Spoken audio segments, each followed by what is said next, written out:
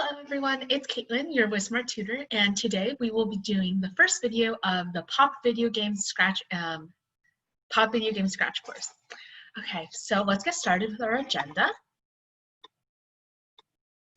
So the first thing we'll be doing today is reviewing the basics. So this includes the main sections of Scratch and the main blocks of Scratch. If you want to know more about the basics, you can watch the previous week's videos. So that would be the dance animation video one.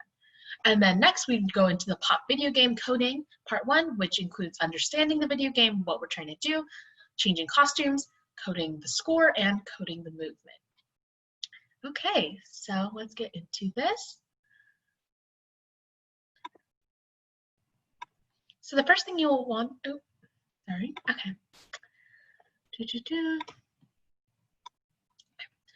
first thing you'll want to do is you'll want to open up your Scratch. So if you forgot how to do that, here I'll help you with it. So go to your Scratch.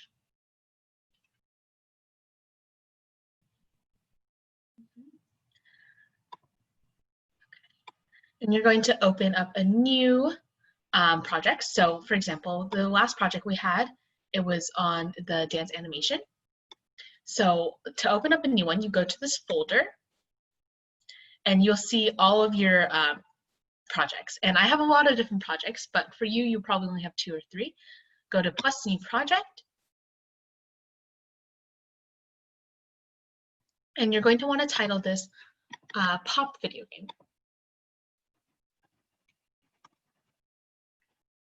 Okay, perfect.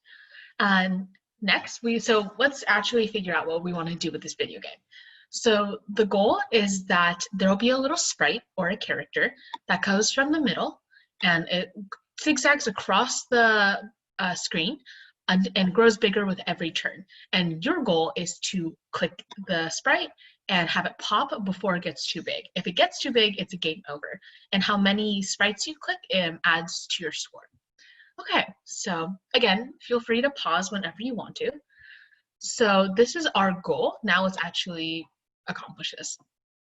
So first thing I'm going to do is I'm kind of tired of this cat, so I'm going to add a new sprite. So again, to choose a new sprite, you hover over this little mouse, or sorry, this cat and a plus sign. You click that, and you can choose which sprites you want. I'm going to go, let's see. I don't know about any of those. Okay, I like this one, Gobo. And to delete the previous sprite, you just need to click it and then press the little trash can with the X on it. Okay, so this is our little sprite. And we're going to want to code, first we're going to code the score. So again, it's really important to understand what we're trying to do before we get to it, because you need a clear objective before you actually start coding. Okay, so I want a score, and I want it to increase with every click. So I'm going to go to my variables, and I'm going to make a variable called score. And I'm going to make sure that this is for all sprites. So it's a universal variable. And at the very beginning, I'm going to set the score to 0. And you'll notice that there's this little button right here that says score 0. So that's how you can see your score. If you ever do not want to see your score, all you have to do is unclick this blue check mark. Yes, okay. And a reminder for reviewing, this is your main coding board. This is where you see your viewfinder, your sprites, and on the left here, on the very left, there are the different types of blocks. So there's motion, looks, sound, events, control, sensing, operators, variables, and my blocks. And to help with it, because again, this is a basic block coding class, and they're in different colors, so you get to see really what the different functions are. And this is for our code. We also have the costume section where we can change how Gobo or whatever your sprite looks like. And of course, our sounds, which you'll notice is already programmed with a pop. And that's really important because then it's called a pop video game for a reason.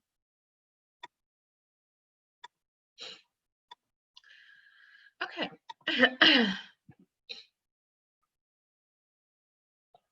So we have our set score to 0, and whenever we want to start something, we go to events and when green flag is clicked. And a reminder, a code should always be read like a sentence. So when the green flag is clicked, the gobo sets the score to 0. So that's the first thing. Okay. Now we're going to want to change his costumes because again, gobo is going to want to move back and forth. But he's going to be facing different directions when he's moving to the left versus to the right. And this will make sense as we go through it. So very similar to how we did it in the dance party animation, but I'm going to go to Gobo A, right click or 2-finger click if you're on a Mac. And you're going to press duplicate and you're going to flip horizontal. Okay, perfect. So, let's see what that actually looks like. Go to Wux, switch costume to Gobo A, and then we're going to duplicate it, so switch costume again, but to Gobo A2. And if you ever are wondering what a certain block of code does, all you have to do is press it. Okay, so it switches. Perfect. So I'm going to put switch costume to Gobo A. I just want him to start going to the right. So let's see what that looks like. Okay, perfect. And then I'm going to go to coding the movement. So let's code the movement. I want him to glide. So the difference between moving here is that it's very sudden versus gliding. Let's change the position for a second. 37. See, it's a more gradual pace. Let's do it again so you get to see the difference.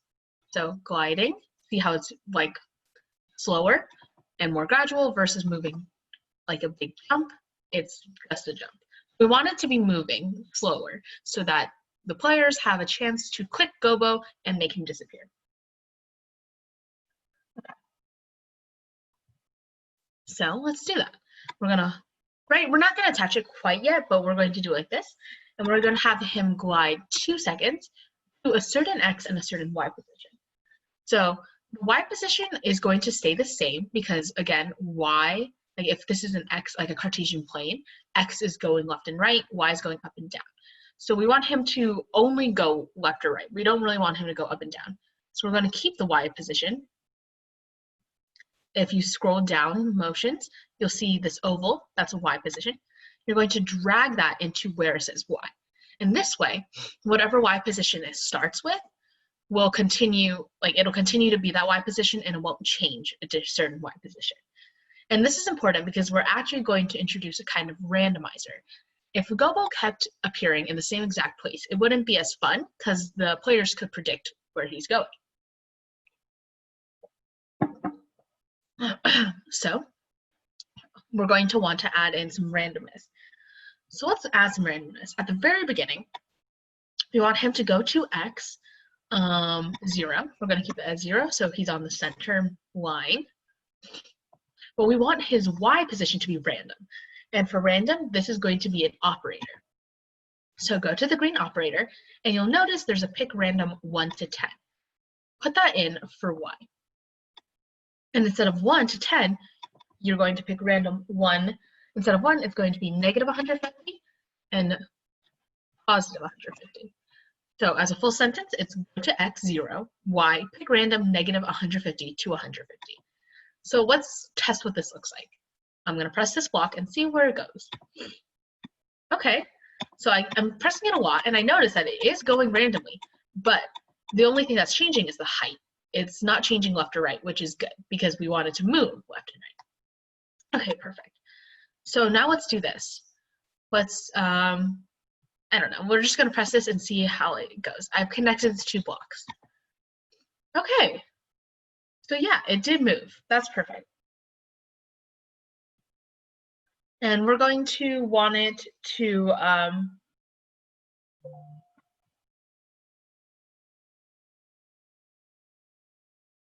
okay, sorry. Okay, one other thing that we need to do is we need to create a variable called step counter. And the reason why is that we want this gobo to move more and more with each turn. So right now he's going to move a little bit, and then he's going to move a lot. So a step counter is a variable. So I'm going to make a new variable called step counter. So again, the variables are in the orange, and I'm going to set the step counter in the very beginning to 10. Okay, perfect. So now that we have this, we want it to glide a certain amount of moves. So I'm wanting it to glide step counter. So what this means is initially, here, I'll have both variables up so you can see it. If you look on the right, you'll see that step counter is 0 right now, but if I click the green flag, it'll pop up to 10. So what does this mean? It means that this variable is 10, but what does this variable do? If you look over here, it says glide 2 seconds to X step counter, Y position. So right now it's 10. So it should glide to X position 10. So let's see if it does that. Yep, it did. It's kind of hard to see because 10 is a very small number, but if I increase the step counter to 100, you'll see it a lot better.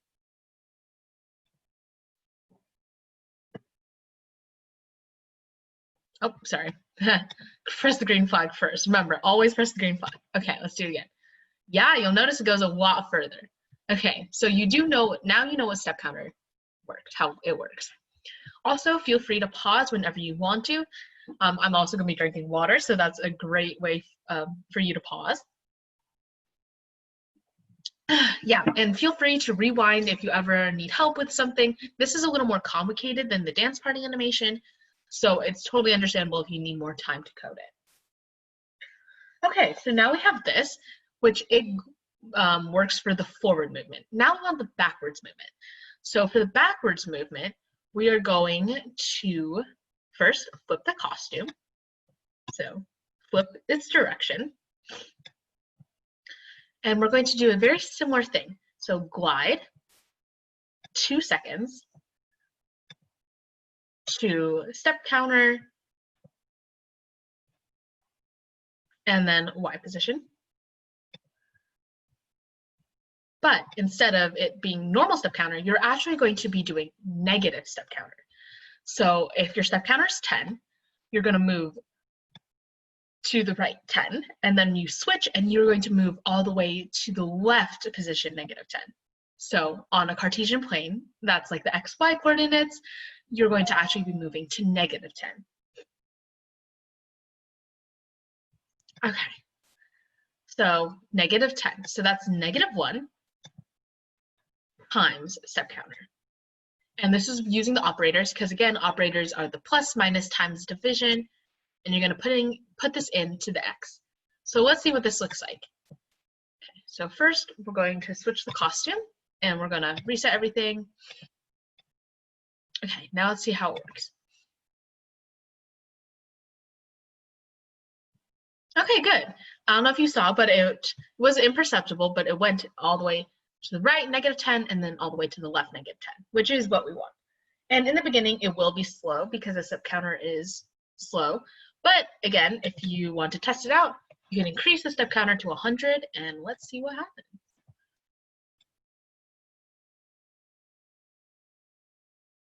Perfect. Did you see how it moved?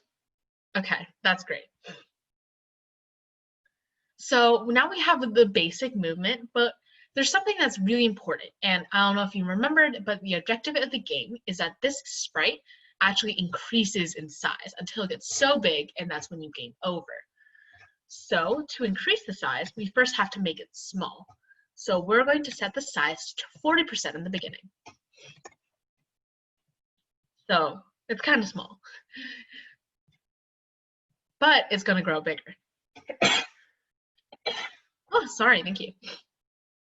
Okay, so after every switch in position, it's going to change size by 10. Let's also put in another switch gobo to gobo A. So change size by 10, meaning it's going to increase by 10. So the size will be 40% in the beginning, and you'll notice the size here says 40, matching what we did in the code. And then when we change the size, it's going to change by 10, so the size will be 50. And you're going to add that to underneath both glides. Now let's see what that looks like. Yeah, you'll notice that it did get bigger. Okay, perfect. And not only that, we also want to change the step counter so that it goes more left and right. So again, like remember that we only did 100 for testing purposes, but normally it's going to be set step counter to 10. And you are actually going to go to variables and you're going to do change step counter by 10. So this increases the step counter to 20, and then it goes to 30 and 40 and however times it goes. So let's do it underneath. Honestly, it doesn't matter as long as it's underneath. It's kind of like two sections. So this is going left and this is going right. And the way you know the different sections is switch costume to Gobo A2 means, okay, now we're going left. So whatever you do to one, you do to the other. So let's change step counter by 10, putting that underneath the change sizes. Okay, and then if you connect them two together, let's test this again. And coding is all about testing, so this is really important. Yeah, it's a little hard to see, but you'll see it as we continue to code, you'll see the effects. So we have the left and the right, but we don't want to repeat left and right a lot. So how do we fix this? The answer is with loops. So loops are extremely important, and they're under the orange control. And before we've used repeats and forevers and even if-thens. But right now we're introducing a new loop called repeat until. So you're gonna encase this entire thing. Repeat until a condition. So this little diamond is a condition. Now we need to think about a condition. So it kind of means repeat this until game over. So what makes a game over? Game overs are when the size of the sprite is too big. So let's try it. Size is actually under look. So you're going to go scroll down in the purple and you'll see the variable size. Drag that out and then go to operators, which is the green. Size is greater than. So if the size is greater than, let's just make it 250, meaning if this is like 250%, so if the size of the sprite ever gets it over 250%, repeat until. So it will repeat this until size is over 250%, and then it will do something else, which will be underneath. And so we haven't coded what happens when you lose the game, but let's see if this movement works. And to do this, you're going to want to finally combine all the three pieces of your code. So you have your initial conditions, then you have, well, I guess the go-to is kind of an initial condition where it goes to randomly, and then you're going to put the repeat until underneath. Let's see. And then press the green flag to see what happens. Okay, so it's getting bigger. It's kind of hard to see that it's going from side to side, but it is going from side to side. And you see this because the step counter is increasing. Okay, it's getting pretty big. And notice the size right here is changing. So it's size 140, 150 now, 160, and then let's continue to see until it gets to 250.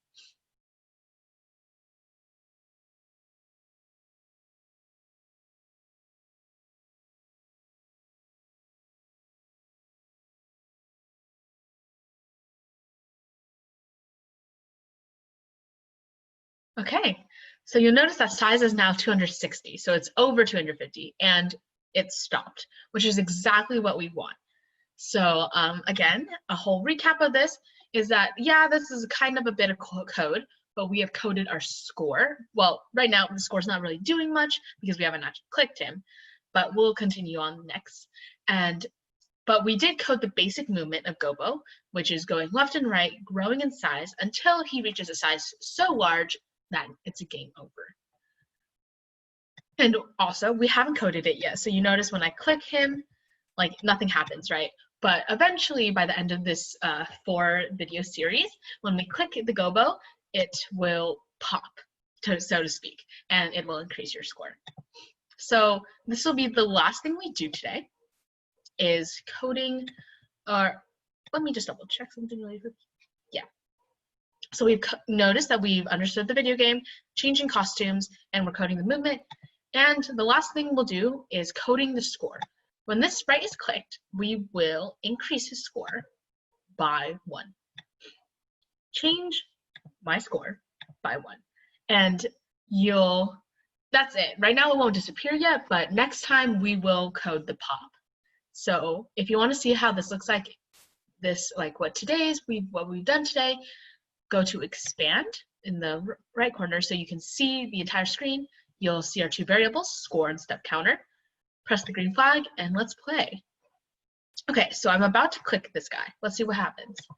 Okay, I clicked him. I don't know if you could hear it, but I did click him and the score increased by 1. Let's try it again.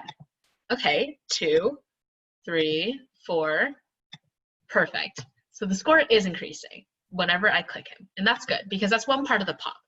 After, like, not only when you click a Gobo or your sprite, honestly, you can do whatever, like my sprite's just named Gobo. You should increase the score, but it should also pop, and coding the pop will be what we do next time. Okay, so I hope you enjoyed that. That was our first part of the Hop video game series, and again, I am Caitlin, your WizSmart tutor, and I hope you enjoy this Scratch tutorial.